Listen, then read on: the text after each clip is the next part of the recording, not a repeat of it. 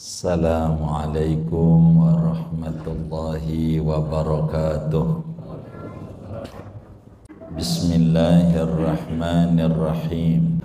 Saudara sekalian yang mulia, malam hari ini kajian kita memasuki dalil naqli bahwa Allah bersifat iradat. Jadi seorang muslim wajib yakin di dalam hatinya Allah tuh bersifat iradat. Kudu yakin tuh Allah tuh bersifat iradat. Iradat itu berkehendak, iradat itu menentukan, iradat itu menetapkan. Kita kudu yakin Allah menetapkan untung atau rugi bagi yang dagang, menetapkan sehat atau sakit, menetapkan kaya atau miskin, menetapkan hidup atau mati, dan seterusnya. Semuanya di bawah ketetapan Allah Subhanahu wa ta'ala. Agar supaya ma'rifat kita ini benar, ma'rifat kita kepada Allah itu mantap, perlu disokong dalil. Dalil ini biar kita tambah mantap bahwa Allah bersifat iradat. Dalil melalui akal sudah selesai, dalil melalui Quran udah selesai. Malam hari ini dalil melalui hadisnya Nabi Muhammad sallallahu alaihi wasallam. Hadisnya diriwayatkan oleh Imam Tirmidzi. Imam Tirmidzi, ulama besar yang makamnya di Uzbekistan. Imam Tirmidzi enggak jauh daripada makam gurunya Imam Bukhari di Uzbekistan. Moga Allah kasih rezeki sama kita bisa ziarah ke Uzbek, ke Imam Tirmidzi, insya Allah. Kurang lebih hadis di dalam Tirmidzi itu 3000 hadisnya Nabi Muhammad yang diriwayatkan oleh Imam Tirmidzi di dalam Sunan Tirmidzi. Ada 3000-an hadisnya itu, 5 jilid kitabnya itu. Imam Tirmidzi itu lahir tahun 200. Imam Tirmidzi wafat 279. Jadi usianya 79 tahun Imam Tirmidzi.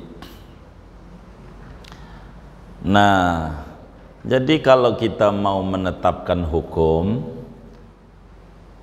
pertama pakai Quran. Kalau nggak ketemu, nyarinya di Bukhari nomor 2-nya. Kalau di Bukhari nggak ketemu, nyarinya di Muslim. Muslim nggak ketemu, nyarinya di Abu Dawud. Abu Dawud nggak ketemu, nyarinya di Tirmidzi. Dari 14 kitab hadis, dia rankingnya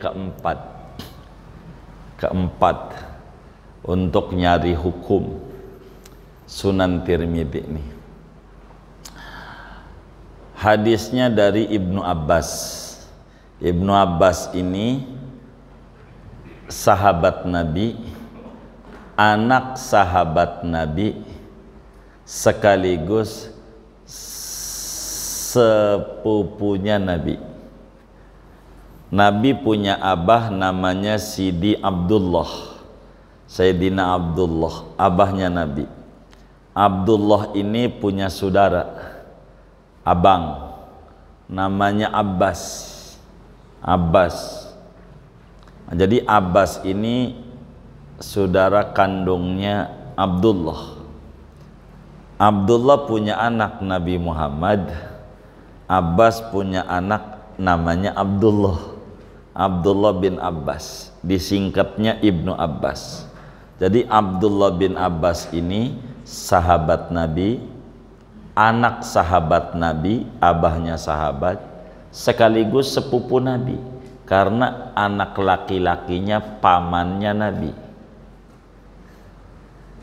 Ibnu Abbas. lahir 3 tahun sebelum hijrah ke Madinah. Jadi saat hijrah itu bersama abahnya, umurnya baru 3 tahun, masih bayi Ibnu Abbas, 3 tahun. Nabi di Madinah 10 tahun. Jadi waktu Nabi meninggal dunia, Ibnu Abbas umurnya 13 tahun. 13 tahun, masih bocah. Waktu Nabi wafat, kita dongeng sahabat, sebab inda dzikri sholihin tanzilur rahmah. Manakala orang soleh disebutkan, maka rahmat Allah turun buat kita. Yang dengan rahmat itu kehidupan kita akan lebih berkah lagi. Itu begitu. Jadi saya harus nerangin sekelumit sahabat. Yang ngaji hadis begitu emang. Biar kita tahu tentang sahabat Nabi. Jadi Abdullah bin Abbas nih masih kecilnya,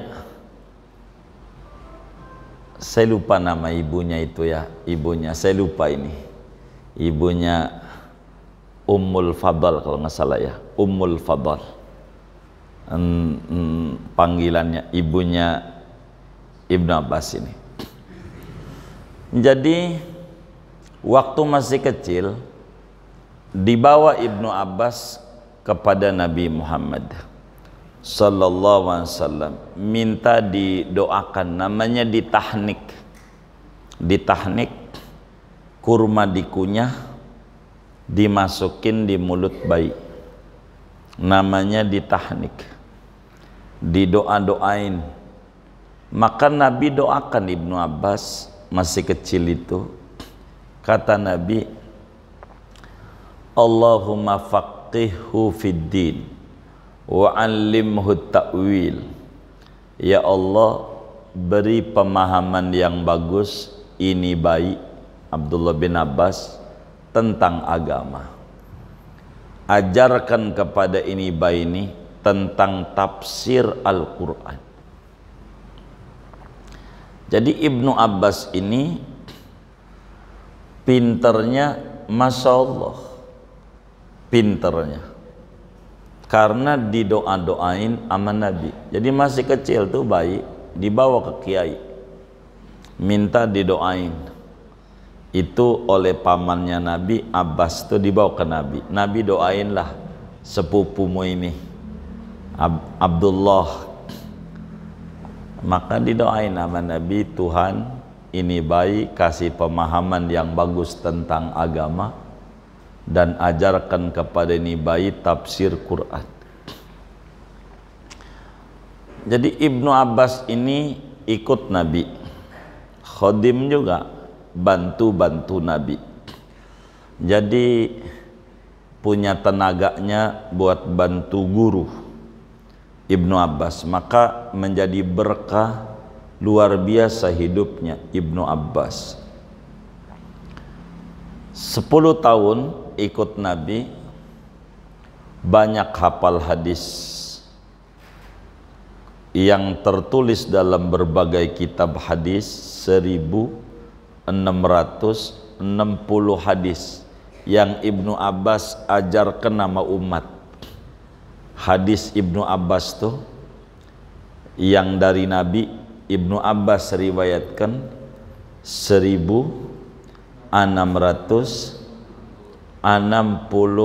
hadis, 60.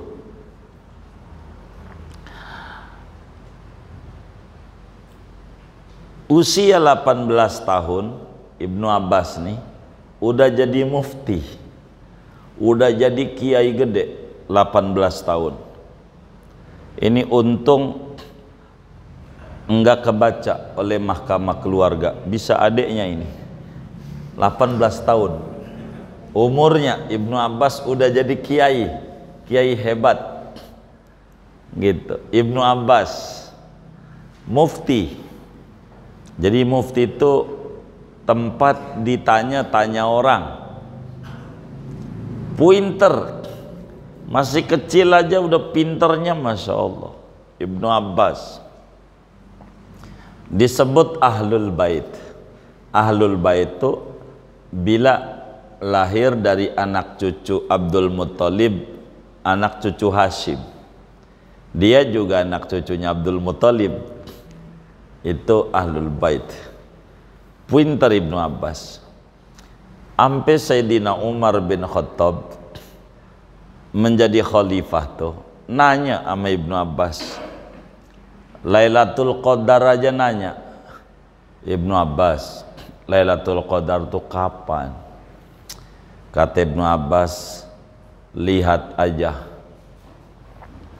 dalam Al-Quran tulisan Lailatul Qadar ada berapa?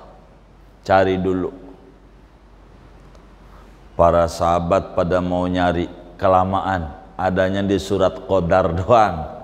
Begitu, surat Qadar, Al-Qadar.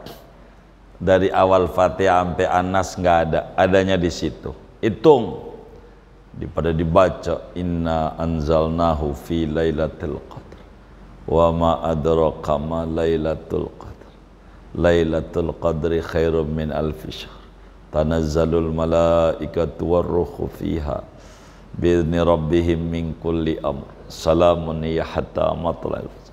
Ada 3. Oh, ada 3. Iya, kata Ibnu Abbas, di Quran cuma ada 3 doang sebutan Lailatul Qadar. Hurufnya ada berapa? Hitung. Kelamaan, ada 9, kata Ibnu Abbas. Ada 9. Lailatu Al-Qadar, lam ya lam ta 4, Al-Qadar alif lam qaf dal ra 5, 9. Oh, 9. Lailatul Qadar berapa kali disebut sama Allah? 3 kali. 9 kali 3 27. Malam 27. Udah pas. Enggak pakai lama. Begitu. Yang kayak begitu dia tanya, gua belum beli baju. Kalau kita begitu tuh. Kalau kita, Ibnu Abbas pinter. Ditanya apa aja dia bisa jawab. Zaman dinasti Muawiyah, Raja Muawiyah ini ditanya oleh Raja Romawi, Kristen rajanya, kirim surat,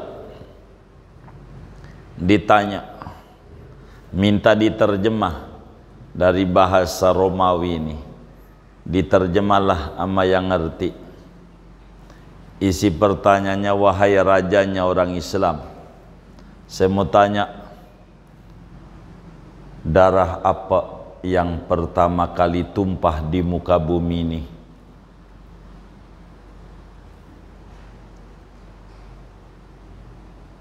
Kedua, bumi mana yang kena matahari cuman sekali doang? Itu raja nggak ngerti, nggak bisa jawab. Kudu ditanya ini mama kiai yang ngerti. Maka ditanyalah kepada Imam Ibnu Abbas, Ibnu Abbas, ada apa Tuan Raja? Saya ditanya sama Raja Romawi, kagak bisa jawab. Apaan? Darah apa yang pertama kali tumpah di muka bumi? Jawab, darah men Siti Hawa. Itu yang pertama kali. Qabil Habil itu belakangan. Pembunuhan tuh men dulu, kan hamil.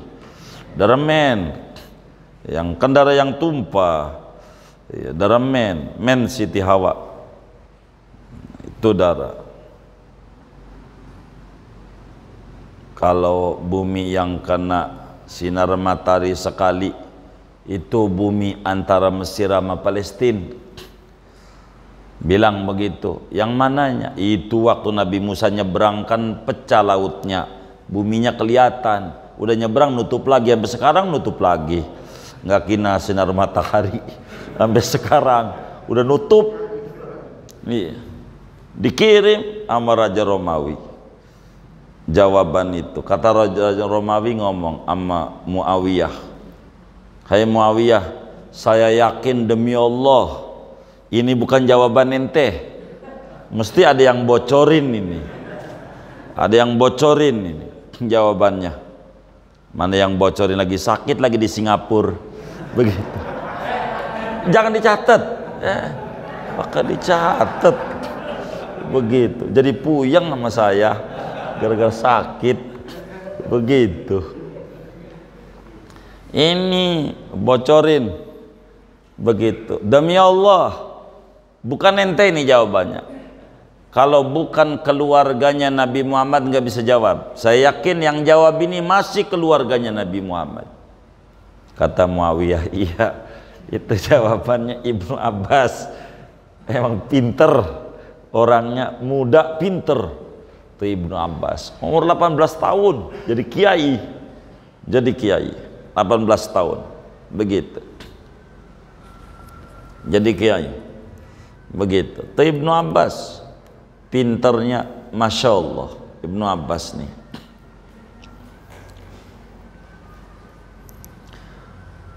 Ibnu Abbas ini bisa ngelihat malaikat Jibril 2 kali. Ngelihat malaikat Jibril. Jadi ketika Nabi nanya, Nabi ini orangnya baik. Nabi itu orang yang tukang bantu-bantu Nabi selalu dikasih hadiah. Itu Nabi. Ada orang namanya Rabi'ah bin Ka'ab. Rabi'ah bin Ka'ab ini tukang bantu Nabi, bocah juga, khadimnya Rasulullah. Jadi kalau Nabi itu ibarat subuh 4:30, jam 4 dia udah bangun. Itu kerjaan Rabi'ah. Umurnya baru 10 tahun. Rabi'ah diri di pintu rumahnya Nabi. Mau ngapain? Mau makain sendal Nabi doang. Mau makain, biar jangan orang lain dulu yang makain sendal Nabi, dia dulu. Itu kerjaannya Rabi'ah. Kalau Nabi wudhu, dia dulu yang ngambil gayung, biar dia yang nyiram, jangan orang lain. Itu begitu, orang lain. Jadi begitu orang sekeliling Nabi ini hebat-hebat. Orang sekeliling Nabi ini kecil-kecil. Kayak Ibnu Abbas ini kecil. Orang Nabi wafat umurnya baru 13. Kan 13 tuh SD dah umurannya. SD. Ibnu Abbas ini pinter banget. Pinter, orang 13 tahun. Hadisnya banyak. Ibnu Abbas pinternya minta ampun. Disebutnya turjumanul Quran, pakar tafsir Quran di kalangan sahabat, pakar tafsir. Nah, Rabi'ah waktu ditawari nama Nabi, Rabi'ah ente ini kan bantu-bantu saya, mau minta apa gitu. Rabi'ah mau mintanya, Nabi saya pengen banget di surganya dampingan sama engkau sekomplek. Tuh mintanya, enggak minta duit, enggak minta motor, enggak minta handphone, mintanya begitu.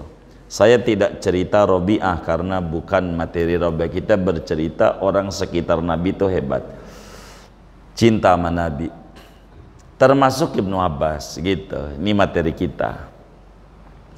Jadi Ibnu Abbas ini karena banyak bantu-bantu Nabi, begitu bantu, ada yang tukang bawain sorbannya, bawain siwaknya, bawain sendalnya, macam-macam tuh Nabi yang bantuin Nabi tuh macam-macam. Maka Ibnu Abbas ditanya sama Nabi, adakah yang kau mau minta kepadaku Ibnu Abbas? Begitu kata Nabi nih sama Ibnu Abbas, apa yang kau mau minta? Jadi Nabi itu bila ada orang berbuat baik pengennya balas. Jadi pengennya balas budi, balas kebaikan.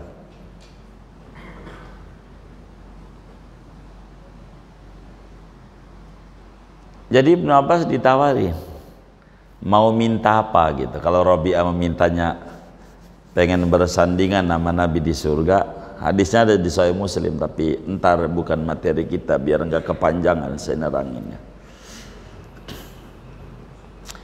Maka Sayyidina Ibnu Abbas bilang, karena engkau ini nanya mulu Nabi, saya disuruh minta apa? Saya pengen banget lihat malaikat Jibril wujud aslinya. Wujud aslinya Jibril. Wujud aslinya. Wujud aslinya. Kata Nabi, ya Ibn Abbas, lan yarahu ahadun min khalqillahi illa amya illal anbiya. Ibnu Abbas, ndak bakalan orang bisa lihat Jibril wujud aslinya siapa aja kecuali bakalan buta, kecuali pangkatnya Nabi. Kalau Nabi enggak lihat wujud Jibril yang asli, kuat karena dia dikasih kekuatan mata dan akal yang luar biasa. Kalau Nabi, kalau bukan Nabi, Ibnu Abbas buta. Kata Ibnu Abbas, buta enggak apa-apa dah, buta juga. Yang penting saya pengen lihat Jibril dengan wujud asli malaikat Jibril. Tapi buta Ibnu Abbas, iya enggak apa-apa, buta. Tapi kalau boleh mohon Nabi, mintakan nama Allah, butanya kalau udah tua aja. Kalau udah tua baru buta. Kata Nabi, iya baik, saya mintakan nama Allah, entar ente tuanya buta. Iya baik, yang penting lihat malaikat Jibril. Maka ketika Jibril datang kepada Rasulullah SAW, Ibnu Abbas dibilangin, no Jibril, sayapnya ada 600. Satu sayap Jibril tuh antara timur dan barat. Sayapnya Jibril, sayapnya doang, satu sayap dari 600 Jibril. Jadi mata ini lihat Petromak aja sejam. Tahu Petromak nggak? Jam dulu Petromak tuh sejam aja depannya, nggak lihat begitu. Apalagi ini malaikat yang ribuan watt cahaya malaikat. 2 kali akhirnya Ibnu Abbas minta lagi, buta nggak apa-apa, yang penting tua Nabi. Maka 2 kali Ibnu Abbas melihat malaikat Jibril yang asli. Waktu udah tua Ibnu Abbas, kira-kira umur 60 tahun. Benar, hari itu nggak bisa lihat, umur 60 udah nggak lihat matanya. Maka Ibnu Abbas bilang, bener apa omongan Nabi, enggak sakit enggak apa, pagi-pagi udah nggak bisa lihat. Maka Ibnu Abbas bersenandung, in ya'khudillahu ainaya nurahuma, kalaulah Allah ambil 2 cahaya mataku, jadi matanya melek nggak lihat, kalau orang katarak begitu nggak lihat, nggak apa-apa, yang penting hati saya melek, saya bisa melihat dengan hati apa yang tidak dilihat oleh mata. Saya bisa melihat. Jadi Ibnu Abbas enggak apa-apa, emang begitu permintaannya. Kalau udah tua ya buta karena lihat malaikat Jibril. Ibnu Abbas begitu. Maka kemudian itu Ibnu Abbas dakwahnya ke Taif, ngajar di Taif, enggak mau tinggal di Madinah, enggak mau tinggal di Mekah. Ibnu Abbas enggak mau. Ketika ditanya Ibnu Abbas, wahai Ibnu Abbas,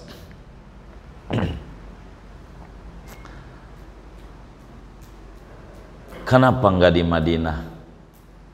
Saya ini orang kotor, enggak layaklah tinggal dekat Nabi, kota suci. Enggak di Mekah, kota suci. Saya mau orang kotor,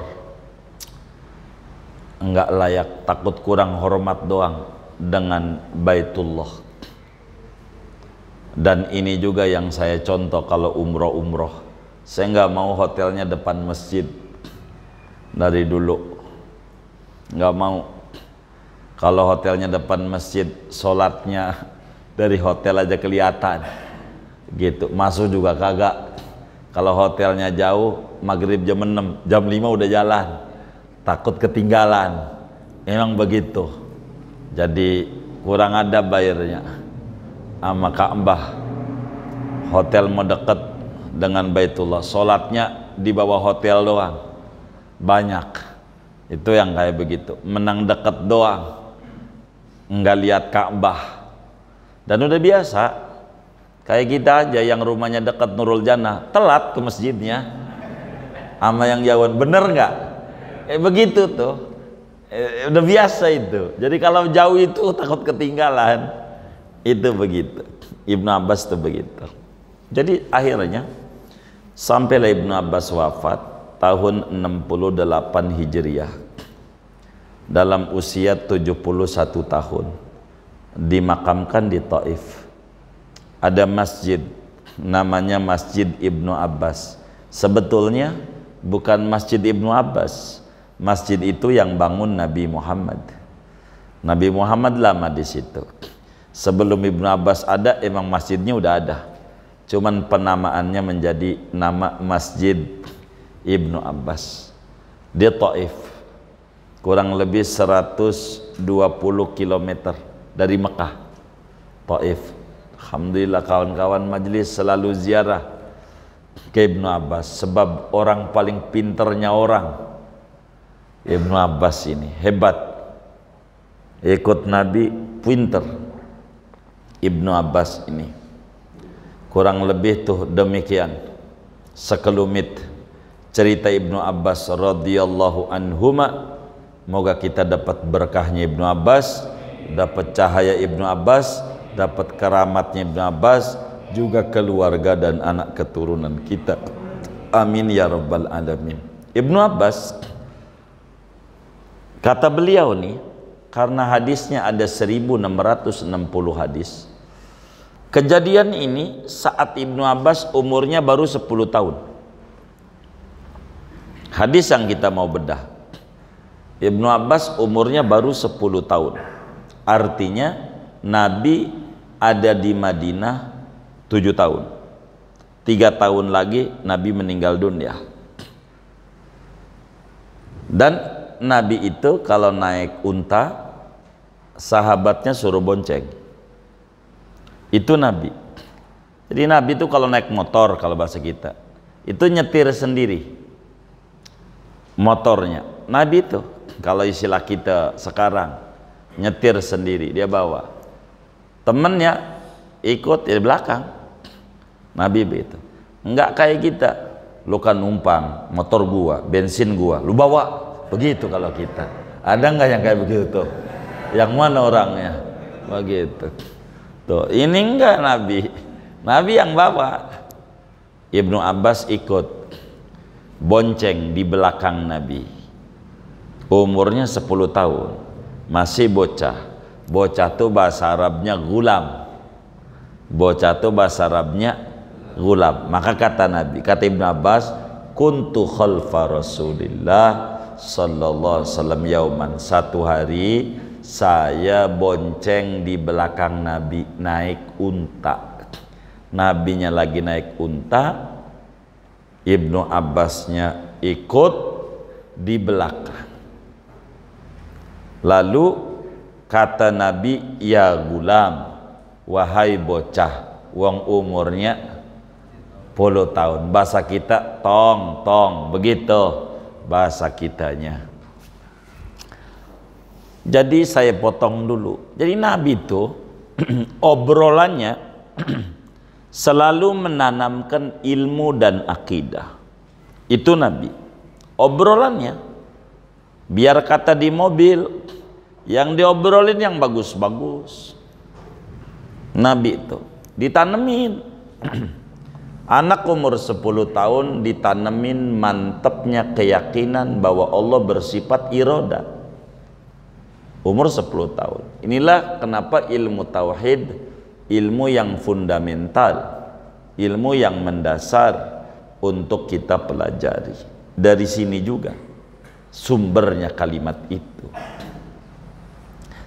Kata Nabi, Ibnu Abbas, wahai bocah, ini u'allimuka kalimatin, saya akan ajarkan sama kamu beberapa petuah. Saya mau kasih nasihat sama kamu. Tuh. Nabi itu bocah-bocah tuh dikasih nasihat. Kasih nasihat. Saya ajarin. Ini naik kendaraan, dapatnya di sini. Lagi bonceng. Begitu, lagi bonceng. Tajak ngomong. Begitu. Yang pertama, ikhfazillah yahfazka. Ibnu Abbas, jagalah aturan-aturan Allah. Jangan kau langgar. Ikuti kewajiban-kewajiban nama Allah, yahfadka, pasti Allah jaga engkau. Ibnu Abbas ndak bisa bertepuk sebelah tangan. Kalau kamu pengen diperhatiin Allah, kamu kudu perhatian sama Allah. Nabi sama bocah, perhatianlah sama Allah, nanti Allah perhatian sama kamu. Disuruh Ibnu Abbas oleh Nabi untuk menjaga kewajiban nama Allah, kudu bertakwa, mengikuti apa yang Allah suruh. Nanti Allah bakal jaga dirimu, keluargamu, duniamu, agamamu. Sebab apa? Sebab balasan itu mengikuti amal. Buah itu mengikuti tanaman. Kalau nanamnya berenuk, buahnya nggak bakal duren. Ada nggak nanam berenuk buahnya duren? Tanamlah duren, nanti buahnya duren. Perhatian sama Allah. Ente kudu sayang sama Allah, nanti Allah sayang sama ente. Tuh begitu. Umur 10 tahun udah ditanemin bagaimana supaya sayang sama Allah. Allah jaga. Ini belum ketemu dalil iradat nih, belum. Karena di ujung nih dalil iradat. Tapi karena hadis nih utuh, sayang kalau nggak diambil, langsung dipotong pada dalil. Ente kudu sayang sama Allah. Allah sayang bakal sama ente. Begitu. Ikhfadillah tajidhu tujahak. Jaga kewajibanmu pada Allah, nanti Allah akan ada di depanmu, ngebimbing arah-arahmu. Kata Quran, innallaha ma'al ladzina taqaw walladzina hum muhsinun. Allah bersama orang yang bertakwa. Jadi kalau kita pengen diopenin Allah, kita kudu open dulu sama Allah. Kalau kita pengen dapat ikan, kudu naburin umpan dulu. Jangan pengen dapat ikan kagak naburin umpan. Jadi tebarin sayang dulu sama ikan. Nanti Allah bakal kasih sama kita. Berbagilah, nanti dibagi. Begitu. Sayanglah sama Allah, nanti Allah sayang sama kita. Jangan kita pengen disayang Allah, sementara kitanya sama Allah kurang sayang. Jangan. Sayang, demen dzikir, demen begitu. Namanya sayang sama Allah. Berikutnya kata Nabi, idza sa'alta fas'alillah. Kalau ente mau minta apa saja, minta dulu sama Allah. Mau minta apa aja, mintanya sama Allah dulu. Maka Ibnu Abbas kalau anaknya minta makanan kayak minta kurma sama Allah dulu. Ente minta, kata Ibnu Abbas. Ya Allah, saya lapar pengen makan kurma. Ibnu Abbas kasih sama anaknya. Ini dari Allah. Jadi menanamkan Allah. Ibnu Abbas itu selalu begitu. Dan ini dicontoh oleh Imam Ahmad bin Hanbal. Imam Ahmad bin Hanbal punya anak namanya Abdullah juga. Imam Ahmad, murid Imam Syafi'i. Kalau anaknya minta apa aja, minta duit, minta sama Allah. Ya Allah, bagi hambamu uang. Iwan Fals. Bukan begitu. Ya Allah, bagi hambamu uang. Imam Ahmad kasih. Ini dari Allah. Abah cuman perantara doang dari Allah. Makasih ya, jangan sama Allah. Kalau kita makasihnya sama orang, Allahnya ketinggalan. Begitu. Akhirnya lupa.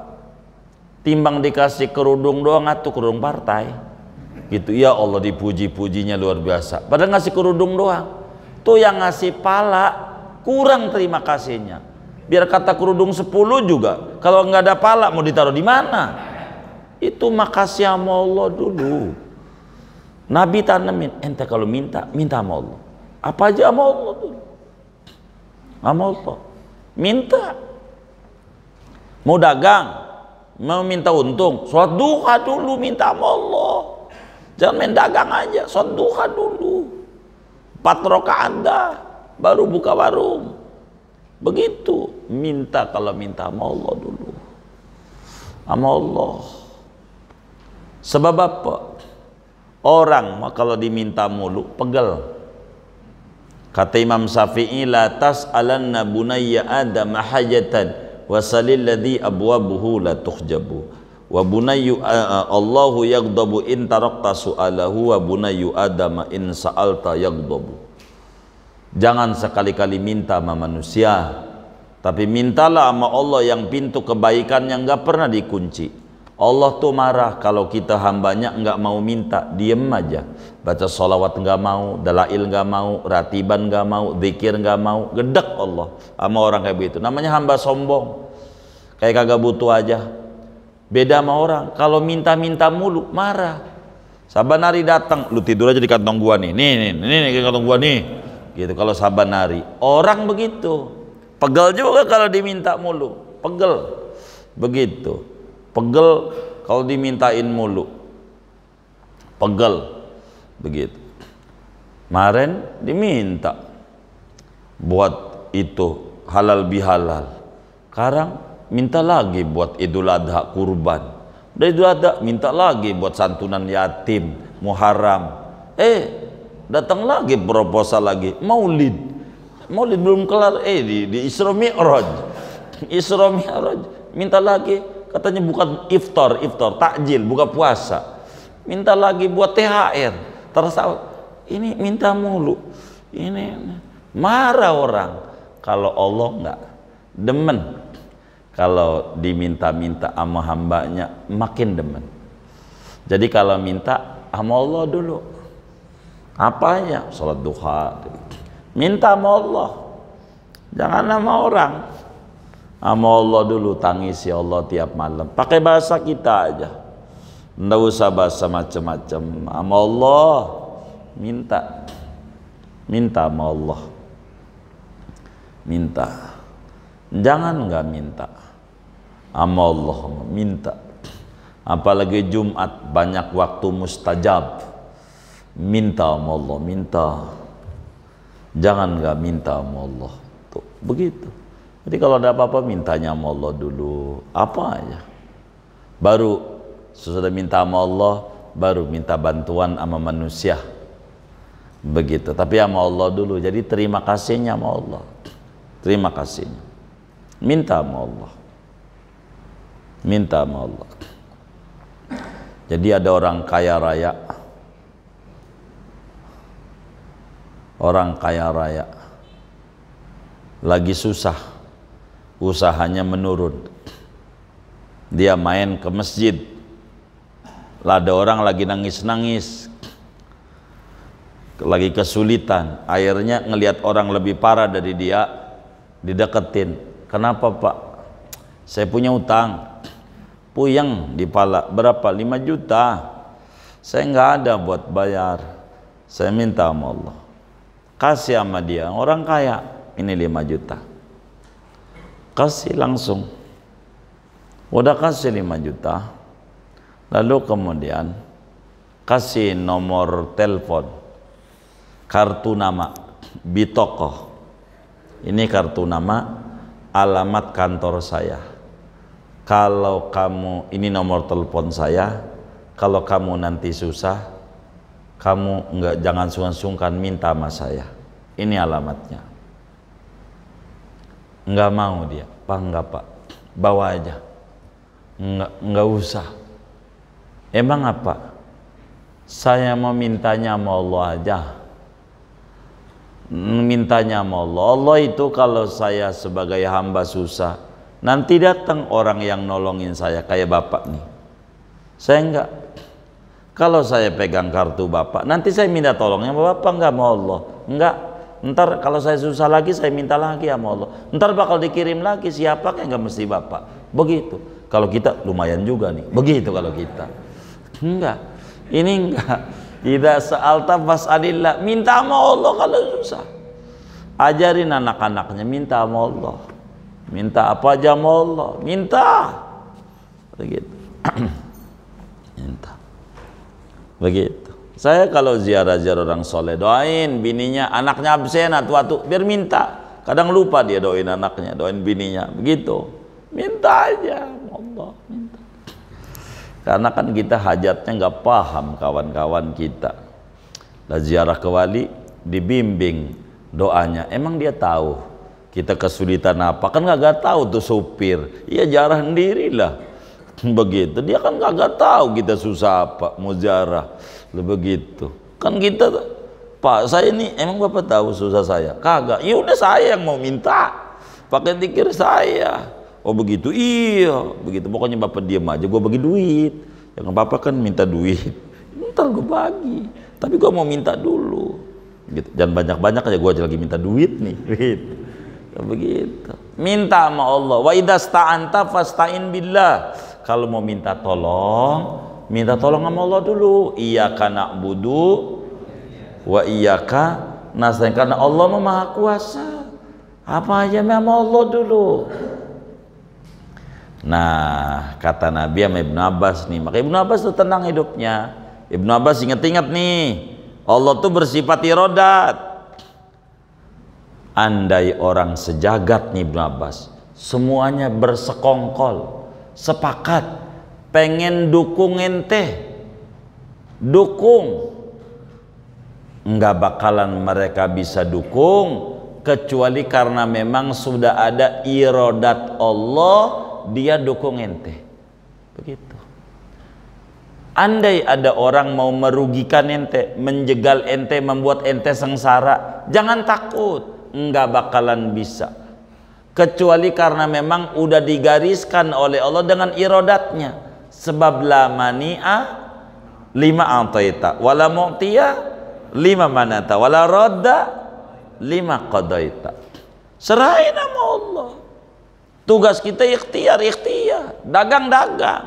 Jangan habis kita mikirin orang, capek mikirin orang, capek. Saya begitu. Dalam hidup saya ada 2 pilihan. Kalau kita ngurusin yang kayak begini, pesantren nggak bakalan jadi, ngurusin begini mulu nih, capek yang ganggu-ganggu ini, gitu. Milih mana?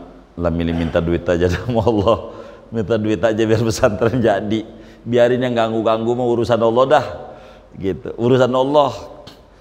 Kalau ngurusin ini capek, anjing diusir, udah pergi, datang lagi, anjing yang lain lagi. Apa kagak pegel nggak? Pegel. Si ini udah kita urusin, kelakuan kayak begini, muncul lagi yang ini, ya pegel. Udah biarin, udah pokoknya fokus saja sama Allah. La mani'a lima antata. Enggak ada yang bisa ngalangin kalau Allah udah punya mau. Nggak ada yang bisa bantu kalau Allah kata Allah kagak. Mantepin di hati. Saudara capek. Kita hidup diganggu orang, itu udah biasa. Udah biasa, capek kita. Capek ngurusin itu. Akhirnya kita kurang fokus mikirin dia. Ini kurang ngajar, ini ganggu kita mulu ini. Kita buang lagi, wirid lagi. Akhirnya menongol lagi. Pegel. Udah nggak usah pikirin begitu, fokus saja. Kalau yang ganggu nggak ada habis-habisnya selama masih hidup. Justru kita harus piara yang ganggu tuh. Doain biar panjang umur, sehat walafiat, dimudahin urusannya. Yang ganggu-ganggu tuh. Kenapa? Kalau yang ganggu-ganggu ini habis, kiamat. Lah, kalau musuhnya udah mati, ini Putu Wijaya bikin film Satria Bambu Kuning, ada Advent Bangun, musuhnya, jagoannya Bari Prima, musuhnya mati, habis. Habis nggak? Habis. Jadi musuh ini jangan sampai mati. Doain biar panjang umur, sehat walafiat. Saya begitu doanya. Nggak ada yang saya sumpahin orang jahat sama kita, nggak ada. Insya Allah mudah-mudahan sampai kiamat Allah jaga hati. Nggak bakal saya berkata buruk kamu orang. Mampus, insya Allah nggak ada di mulut kita. Mau dolimnya kayak apa? Kagak bakalan. Kenapa? Orang nanam berenuk nggak bakalan buah duren, nggak bakalan. Orang nanamnya berenuk pengen buah duren, nggak bakalan, nggak disumpahin juga. Udah pasti celaka, bangkrut udah pasti. Nggak usah. Allah nggak tidur. La takhudus sinatut. Fokus saja, fokus. Ini Ibnu Abbas umur 10 tahun ditanemin akidah benar. Kata Nabi, wa'lam, catat sama kami Ibnu Abbas, andai orang sedunia sepakat pengen dukung kamu, ngasih apa aja, bantu kamu, nggak bakalan bisa bantu kalau Allah nggak kasih irodat. Jadi gantungnya sama Allah aja, nanti biar orang kasih gampang. Kita anggota dewan begitu tuh, kalau nyalon dewan sama Allah, jangan sama orang dulu, Allah dulu. Paling nggak biar iba, jadi duit dikit juga cukup, begitu. Karena kita kurang andel sama Allah, sama orang aja. Kata orang, enggi, kita pergi, enggak.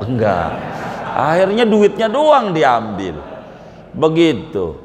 Banyak tuh kawan-kawan kita aja begitu, gitu. Dia nyalon dewan, kita kagak dukung, dia marah. Ya Allah, kan badan atu, ya kagak bisa lah kalau semuanya mau nyoblos semuanya golput, nggak bisa.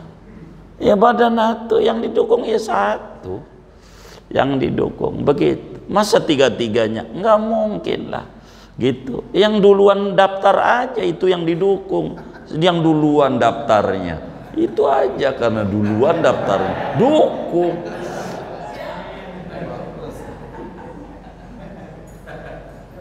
Jangan dibikin susah begitu.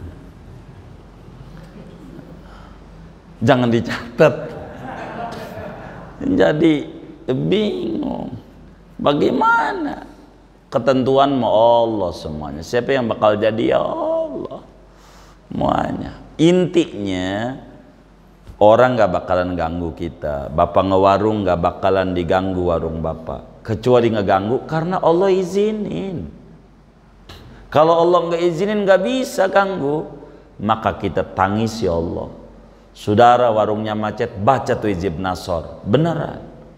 Hizib Nasor, ada nggak beres ini? Baca Hizib Nasor, nggak usah pakai tanya sana tanya sini. Orang amalnya udah dibagi, Hizib Bahar udah dibagi, wirid-wiridan. Macet nih, solawat udah dibagi, tinggal dikencengin. Tadinya 1000 jadi 7000, mantepin udah. Sama Allah aja udah nangis, begitu. Tidak bakalan terjadi apa saja kecuali karena atas izin Allah, gitu. Ya udah, nggak apa-apa, begitu, nggak apa. Tuh kayak begitu hidup. Saya tuh jiwanya begitu. Jadi kalau bahasa kasar, jiwa saya ini cuek jadi orang. Cuek dah, nggak apa-apa. Kalau dipikirin jadi sakit, karena kita tauhidnya lemah, gitu. Kalau dipikirin jangan, biarkan itu urusannya, terserah Allah, begitu. Ini penting dalam hidup kita. Kita begitu. Saudara, hidup, dagang, biasa. Jangan terlalu banyak mikirin yang macam-macam. Enggak bakalan terjadi tanpa izin Allah. Ma asoba min musibatin fil ardi wala fi anfusikum illa fi kitabin min qabli an nabra'aha. Tidak akan datang satu musibah di bumi baik dalam diri kita, melainkan udah ada catatan. Allah catat sebelum jatuh sama kita udah ada. Ini Presiden Indonesia 2024 udah ada catatannya. Cuman siapa? Kita wajib usaha. Yang nentuin Allah. Udah ada ketentuannya. Saya sampai detik ini tidak ada, mohon maaf, alal haq, mencela-cela Pak Jokowi, tidak ada. Dia udah ketentuan. Mau bagaimana? Mau marah ya bagaimana? Ini bagaimana sudah dipilih, gabung lagi di kolom situ. Enggak ada. Ya udah. Gitu. Kita nggak milih lagi, ya udah hak kita gitu. Ngapain gitu. Kalau begitu ngapain ada pemilihan, buat bangun masjid ke dananya kalau timang kayak begitu. Gak usah marah, gak usah. Kalau sesuatu yang udah kejadian ya sudah. Maka sampaikan kepada mereka yang nyalon dewan tuh, tanemin di hati siap untuk tidak jadi. Artinya gitu. Kalau jadi mah enak. Siap untuk sengsara. Kalau ibarat kita berumah tangga, siap untuk rugi kalau kita dagang. Orang dagang dua, kalau nggak untung rugi. Kudu siap rugi, jangan siap untung doang, tersetres. Karena nggak bakalan perputaran itu selalu ada dalam hidup.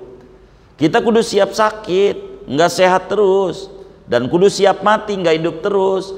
Ini semuanya ada ketentuannya dari Allah. Sebelum kita lahir dari umur 4 bulan udah ada catatannya. Dari belum ada bumi, Presiden Indonesia 2024 siapa? Udah ada catatannya, kita nggak tahu. Kita nggak tahu.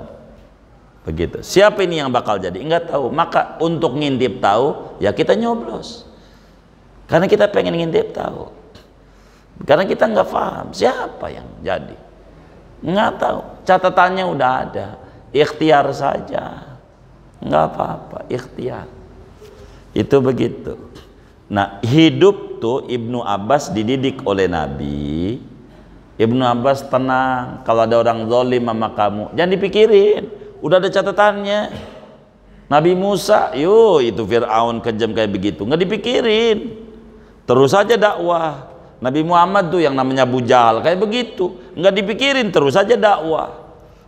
Terus aja berbuat baik apa yang kita bisa. Capek lah, gua tinggalin juga. Jangan. Namanya kebenaran bakal kalah dengan kebatilan. Orang yang batil aja siap untuk jadi buzzer-buzzer, siap gratis untuk mencela. Masa kita yang kita dukung kita nggak siap juga? Siap, jangan takut. Kayak begitu hidup. Jadi kita harus bermental baja. Bermental baja. Tanemin apa yang ada garisnya dari Allah. Segala sesuatu tidak akan terjadi kecuali seizin Allah. Enak ataupun enak, dah lakonin hidup, jalanin. Ini namanya ditanemin irodah. Allah tuh maha menetapkan. Umurnya 10 tahun, kita kudu begitu. Tanemin irodah, mantep. Jadi kalau bahasa orang sebodoh teing begitu, dah jalan. Bismillah, mantepin.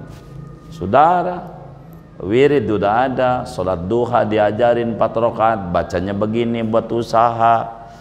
Sholat malam begini ajarannya, macam-macam. Disampaikan di majelis, tinggallah kita amalin. Begitu, dengan mantap, jangan goyang-goyang. Sebab ada yang berhasilnya lewat wirdul latif, ada yang berhasilnya lewat ratib haddad, ada yang berhasilnya lewat sallallahu alaihi Muhammad, ada yang berhasilnya lewat dalailul khairat, ada yang berhasilnya lewat Quran seain, ada yang berhasil lewat sedekah seperak. Ini berbeda-beda cara Allah nolongin kita. Karena itu terserah Allah. Ini adalah pintu-pintu mencari kemurahan Allah. Begitu, mencari kemurahan Allah. Mantepin. Ini namanya hidup. Kayak orang mancing. Dia belum yakin bahwa dia bakal dapat, tapi ini adalah ikhtiar. Kalau sampai sore nggak dapat, ya udah, takdir nggak dapat. Terus bagaimana? Meratap? Jangan. Daripada diomelin bini, beli juga ikan akhirnya. Nah, beda sore masalahnya. Memang ada yang kayak begitu, beli. Ini namanya solusi, namanya solusi begitu. Singkatnya, mantepin tauhid kita seperti mantepnya tauhid Ibnu Abbas. Apa aja yang terjadi ada ketetapan dari Allah Subhanahu wa ta'ala, enak atau tidak enak. Kalau enak syukuri itu, kalau tidak enak sabari itu, dan terus cari solusi. Ini cara hidup yang benar. Kurang lebih demikian secara singkatnya, moga dapat dipahami. Ada yang ditanya barangkali silahkan.